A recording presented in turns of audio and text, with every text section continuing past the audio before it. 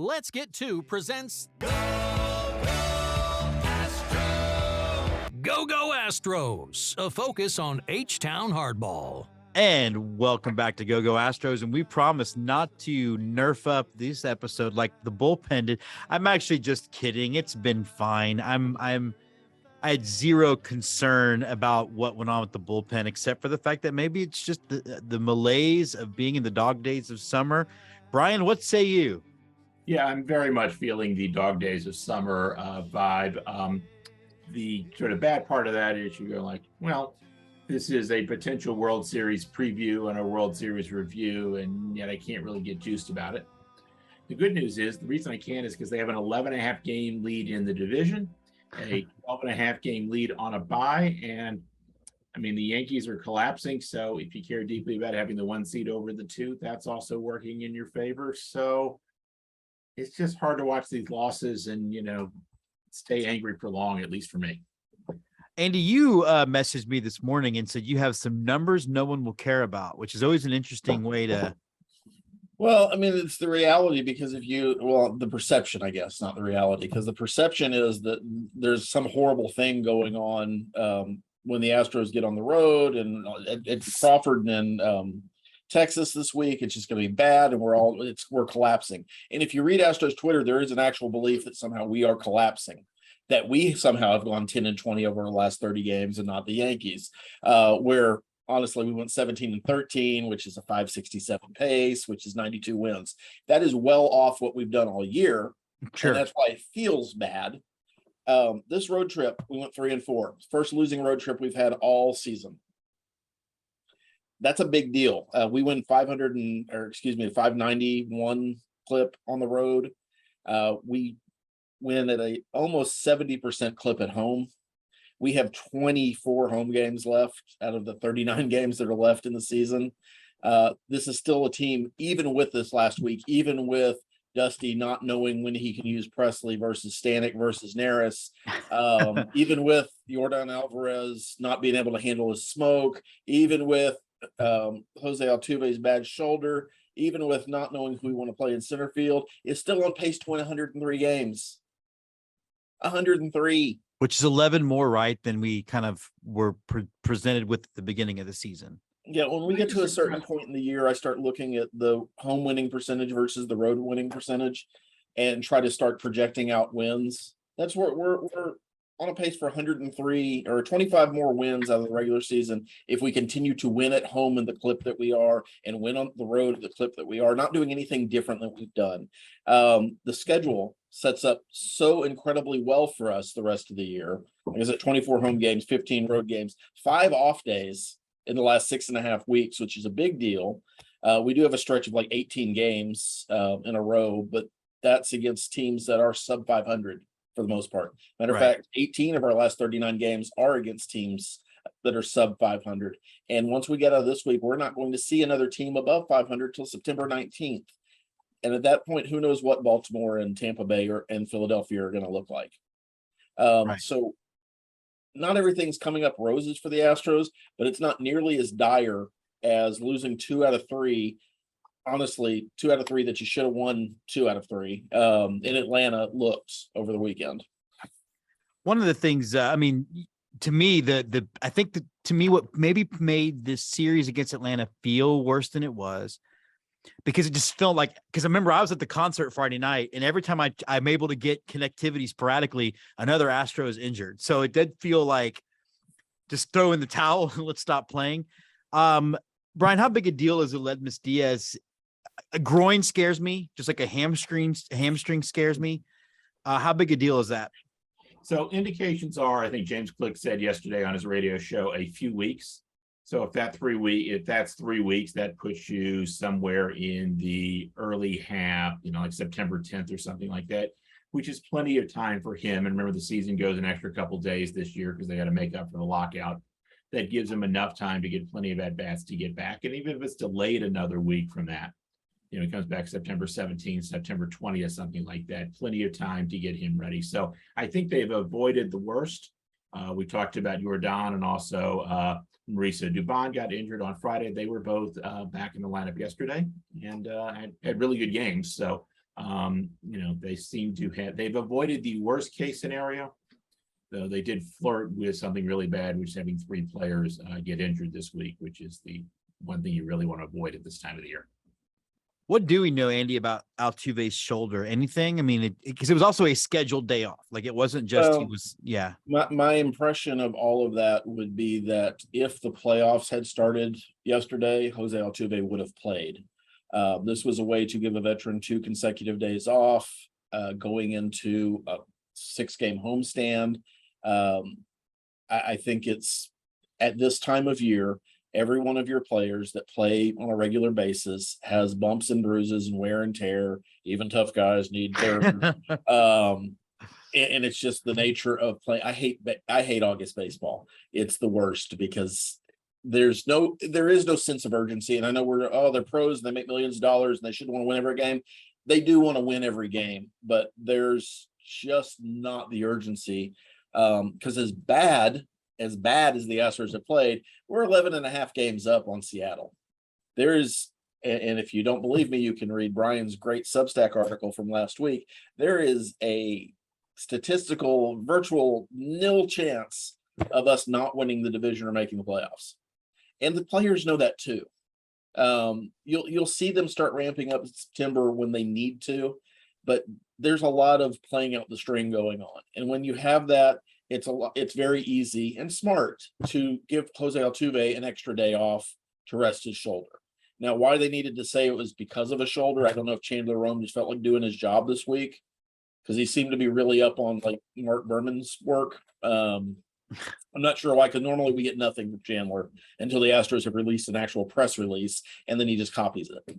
Yeah, I also saw him going after more Astros fans this week, which I don't know what that guy just needs to quit or get pushed out. Like, I don't know how much longer the Chronicle can run the risk of upsetting its fan base if you have such an asshole. If you believe what goes around, he actively looks for jobs every year, and he's still here. That's probably a reflection on him. Andy, we'll stick with you. And we're going to deviate from the serious side of baseball for a second, because I, like you, remember when Rock was young. Sure. If the Astros host the World Series, if that World Series goes 7 games, and basically, if they're not playing the Dodgers or Mets, they're going to host the World Series. They're going to have to dodge Elton John in center field on Game 6.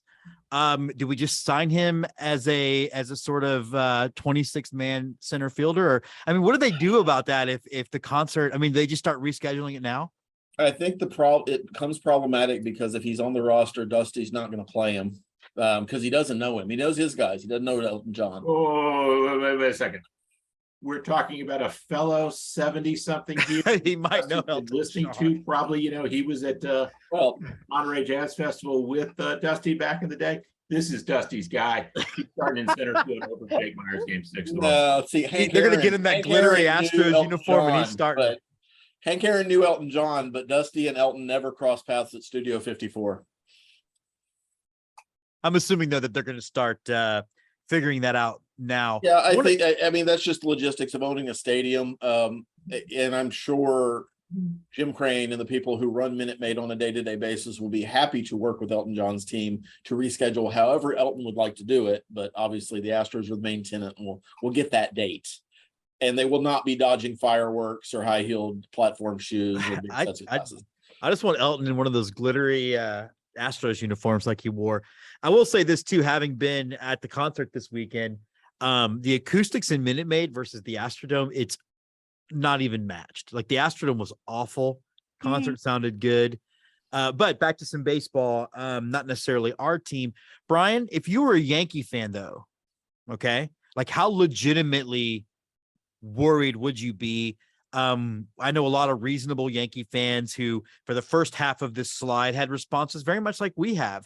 And now I think even they are starting to think, I don't know that this team, whether it holds on to the division or not, I don't know that a lot of people don't think they're going to get out of that divisional round. Yeah. To say the thing I always say, the playoffs are a crapshoot, so you don't know, right? But it's pretty rare for a team to have this long a bad stretch and win the championship. You find plenty of occasions where teams have a 2 to 3 week stretch that things don't go well. All right. But this is going on now, since the All-Star break now, we're going to 5-6 weeks here. And it's not just they're playing 500, right? They are well below 500. And I think the worst thing for the Yankees is a lot of key pieces, particularly in their bullpen, are on the IL, including with Michael King, who's out for the season, who I think is maybe their best reliever. Clay Holmes is out right now, and they're back to the Aroldis Chapman experience, which they thought they were getting beyond. The Aroldis Chapman experience. Which, if he pitches in Game 6 of the ALCS at Minute Maid Park, I'd watch that again. Yeah, they're playing 300 ball basically right now since in the last month. Andy, do you think? I think the one thing that tells me they're not going to lose the division, though, is they only have 2 more games against the Blue Jays, which means now you're doing a lot of mixing and matching to hope things come up. But do you think should they be concerned about losing the division lead, do you think? Somewhat, certainly more than the Astros need to be around the Mariners, which seems to also be some sort of theme going on. Because the Blue Jays have made up a lot of ground on the Yankees. And even though they only have a couple more chances head to head, the Yankees have played 10, they've won 10 out of the last 30 games. That's not a pace that you can, with another 40 games ish, maybe 38 to 40 that the Yankees have left. If they continue on that pace, the Blue Jays would pass them. I don't expect the Yankees to continue to play that bad, but I think one of the big things that the big difference that I've seen in the first half Yankees and the second half Yankees is the absence of Giancarlo Stanton. I think it's weird for a baseball team to have one player that makes that big a difference, but I think he makes their lineup work. And when he's not there and hasn't really been there since the All-Star break, they've suffered offensively. And as we've seen time and time again in baseball history, if one part of your team starts going bad, it's really hard to rely on another part of your team because those deficiencies start getting highlighted as well. Garrett Cole, despite his fact that the idea that he thinks he's going to fight people, and he absolutely joined the Tom Herman school of hold me back yesterday. He hasn't been what the Yankees expected most of the time. He's been very, very good, but I don't think he's been the shutdown ace that they were expecting for what they paid. The rest of their rotation hasn't been great. Manaea has not lived up to what they expected him to be when they got him a couple weeks ago. Still has time. I think in a short series, the Yankees could out-talent you. I think when you get to a 7-game series, it's going to be harder for them to do that because the holes are going to show. It's going to be really interesting because the Blue Jays have the ability to catch fire and string off 10 wins in a row. And if the Yankees are playing 500 ball, well, now you're talking about like a 4-game lead, and that's tenuous. Pressures mount. So it'll be interesting to see, but that's one of the great parts about September baseball versus August baseball is those games really feel important. Brian, before I get back to you on this, and I did think, Toronto went to New York and took 3 or 4. They did what they needed to do. Our good friend of the show, Ephus Tosser, my favorite stat going right now, the Yankees, since they traded Joey Gallo, are 3-14. The Dodgers, since they acquired Joey Gallo, are 14-3. So let's say it's August 30th, Brian. What level of lead do the Yankees have to feel comfortable versus not? From a, the way it should work, 5 games, 6 games. You can bleed a few off. It's really sort of hard to make up that big a game. From an emotional standpoint, 100 games, I think, at this point. And I say that with sympathy and love to Yankee fans, which I don't always give. But then again, I have to deal with these people all the time.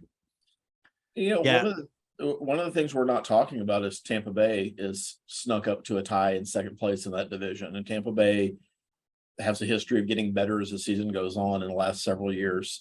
So I think they're a team to watch too. It's just the Yankees even though they don't play Toronto, they've got games against Tampa Bay left. They've got games against Baltimore left, which they haven't done as well as you would expect them to do against Baltimore this year. The Yankees don't really have to be the road. So I fully believe they're going to win the division, but I think they're going to be closer. Maybe it's there's a big enough lead over Cleveland or Minnesota, that group too. So they're probably pretty solid for that second seed, but that could get dicey. It's also hard to think that Minnesota or Cleveland, really Cleveland, is going to win enough. Is going to go on such a big hot streak that they can challenge for the number 2 seed. So I believe much more about that with the Blue Jays than any of those teams. And then the Rays would be second because they will get Wander Franco back sometime in September. And that will be very, they've been a team that's been very injured and they're starting to get healthier now.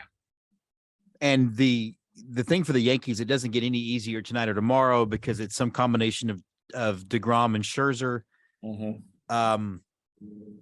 One of the things too, I was looking at it, I was kind of thinking about this last night, is the National League seems way more top heavy of good. I mean, like just dominant baseball teams that, if we move ahead to a World Series, which I get what we shouldn't, but I think a matchup with the Mets or the Dodgers would be tough in a 7-game series. Brian? No, I mean, the Dodgers are the best team in baseball. So yes, the Mets have been a really good team. They're a really interesting team because they're really offensively. I don't know how well they stack up in October because they've gotten this really deep team that doesn't have a bunch of huge offensive stars, as opposed, of course, to their pitching staff, where they have, again, you assume you'll get some combination of DeGrom and Scherzer 4 games in a series, and Edwin Diaz is the best or one of the 2 best closers in baseball this season and has one of the best or 2 best entrances for closers in baseball. So, you'll see. I hope not to get irritated by that in watching that in the World Series against the Astros. I hope not to be irritated by it too. Let's get back to the Stros. Andy, Phil Maton has not looked good and continued to not look good. What are the odds, that he completes the season with the big league club? He does have options available. And do you see him making either of the 3 possible playoff rosters? Last question first. Yes, I see him, especially once you get out of the ALDS. Being a guy that might be in there to absorb in a lower leverage situation. He also has a history of pitching well in the playoffs. I know it's 1 season, but when you look at our bullpen, that's something. We don't know what Hector Neris is going to do in the playoffs.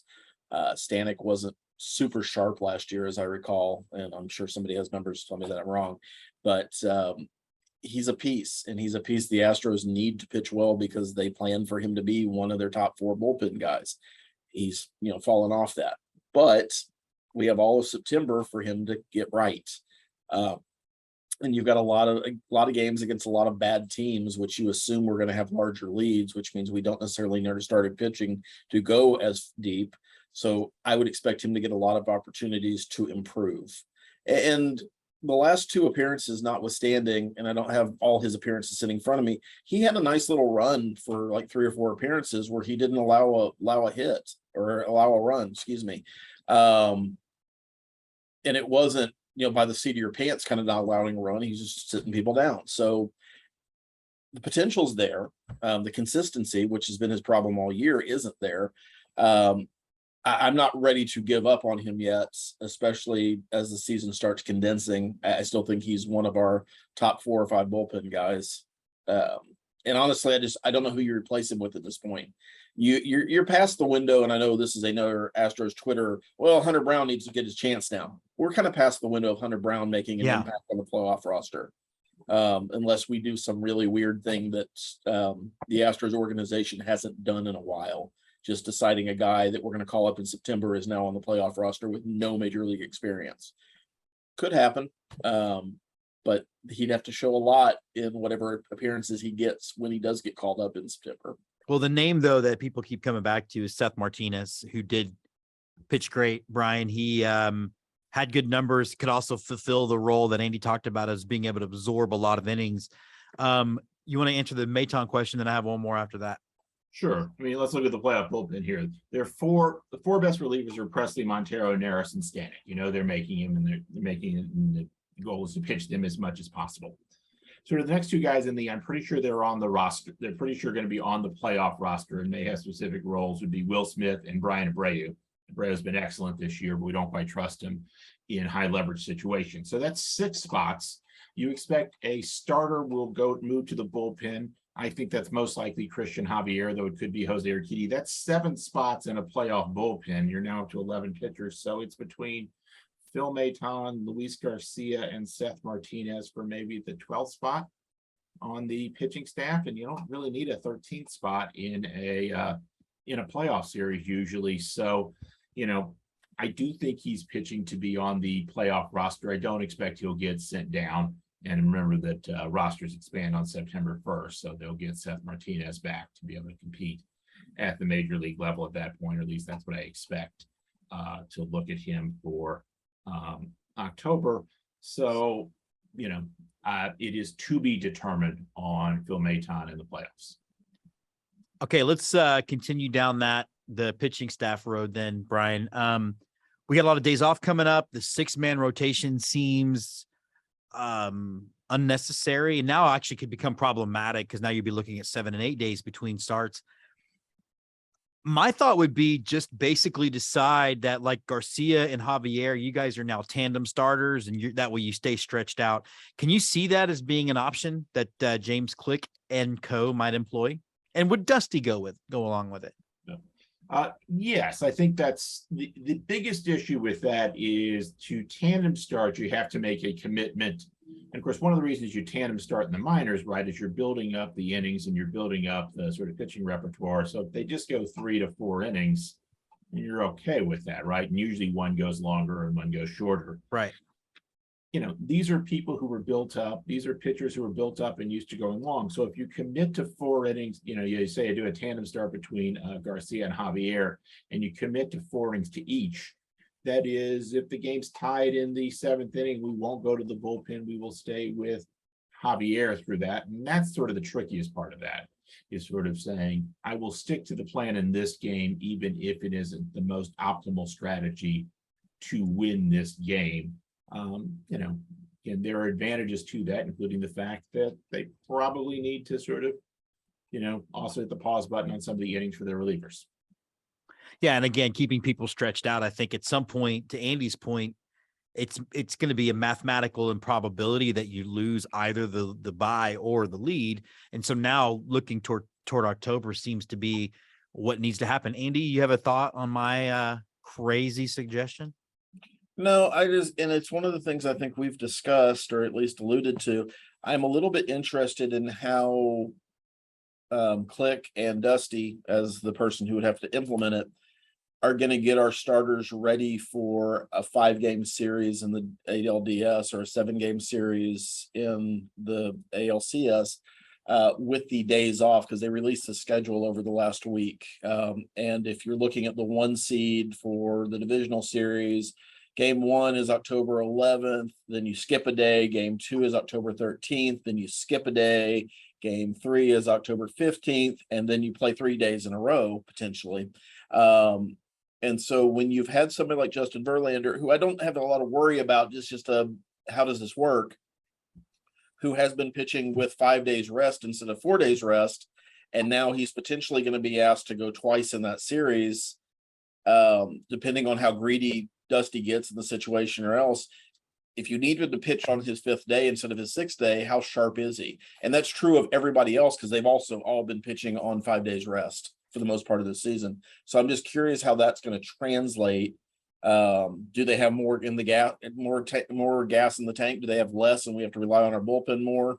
It's going to be really kind of interesting to shake out. And that goes back to the tandem start. You've got to have guys. You've got to have a guy like Garcia, and I think this is his best chance to make the roster, frankly, for any of the playoff series, if he can prove that he can be part of one of those tandems and give you 3 or 4 innings out of the bullpen. Which means starting fast, which is not something he's done particularly well. And maybe you have to flip-flop those guys, and maybe your Keaty's the guy. But however that works, I think that role, because we really don't have a guy in the bullpen who can do that outside of Seth Martinez, and I think his max has been 3 innings. Mm-hmm. I'd have to go look.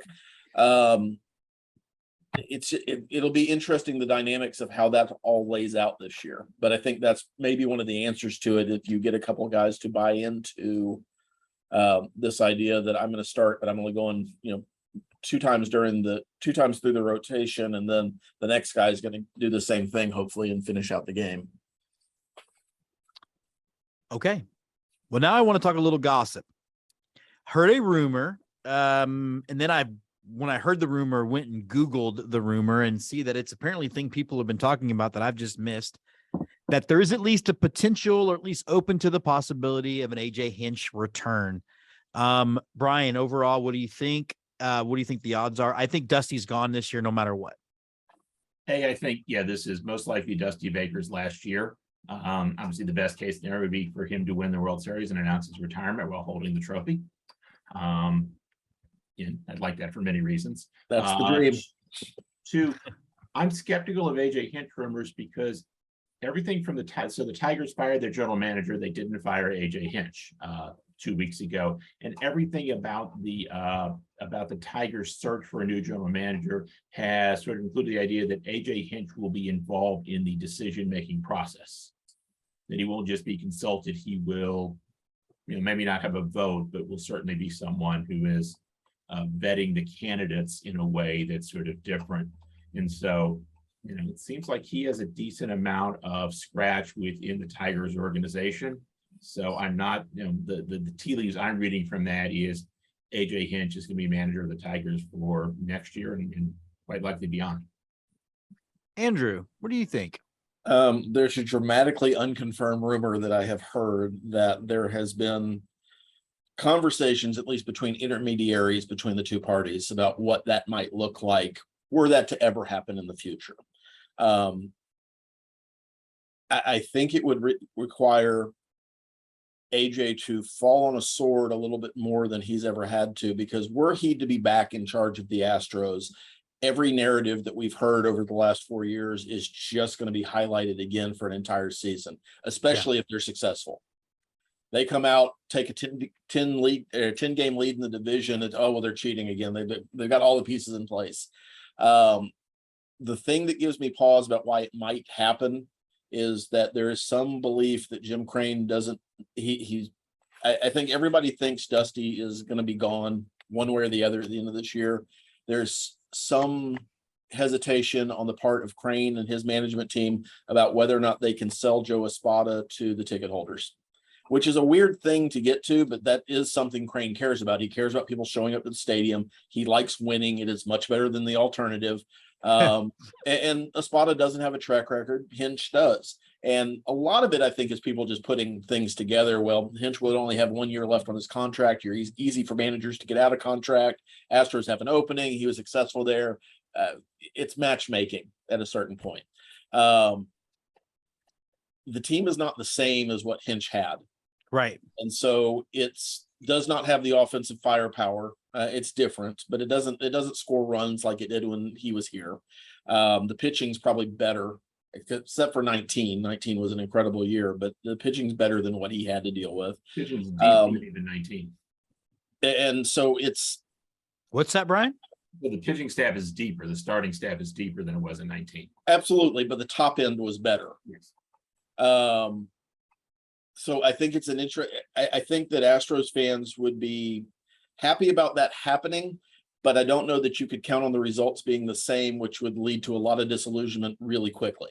And I think we all forget that if you were able to just go, if you cared enough to go dig back in somebody's Twitter timeline, every complaint that people have about Dusty Baker and his lineup manipulation, they had the exact same problems with AJ Hinch, because AJ Hinch was notorious about, you have a scheduled day off, I don't really care about the situation, you're having the day off.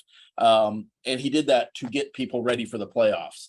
Dusty doesn't get the same benefit of the doubt largely, and a lot of that's because he doesn't handle it well with the press, which means fans get the grumpy version of, well, I'm gonna do what I want and I don't care what the numbers say. That's fan stuff.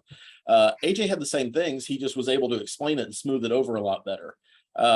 So it would be interesting to see. I think I'd be more on Team Espada if that's the other candidate than I would on Hinch right now, but it wouldn't be a bad result for the Astros.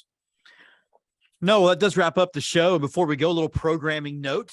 Andy and I will be launching, along with Scott McIntyre, a new show on Friday. It's going to be called Yell Fight Suey. It's going to be our college football show with the funness of having three former Southwest Conference rivals.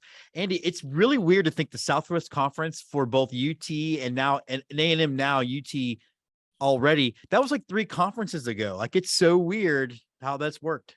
It's just great that Arkansas gets everything they want every time. I mean, we want teams in Texas. We want to play games in Texas. All right, we'll play you every game, every time in Arlington. Okay, well, we want more games in Texas. All right, well, we'll bring the University of Texas into the SEC so you can go there once a year.